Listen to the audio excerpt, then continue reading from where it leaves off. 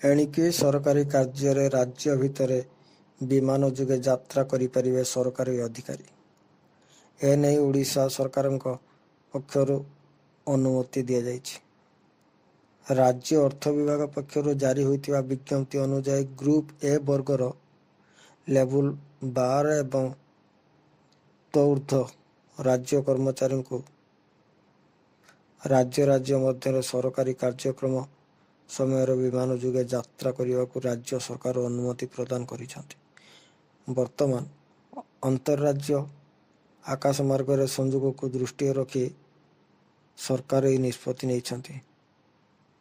ତୁରନ୍ତ ପ୍ରଭାବ ସହିତ ଏହି ନିଷ୍ପତ୍ତି କାର୍ଯ୍ୟକାରୀ ହେବ। ଏହା ହେଲେ ସବୁ କାମ ଖୁବ୍ ଶୀଘ୍ର ତ୍ୱରାନ୍ୱିତ ହୋଇପାରିବ। ଆଗରୁ ଯେଉଁ ବିବାଦ ବି ଥିଲା ପାଣ୍ଡିଆନଙ୍କ ବିରୁଦ୍ଧରେ ତାହା ମଧ୍ୟ ଖଣ୍ଡିତ ହେବ। ଧନ୍ୟବାଦ।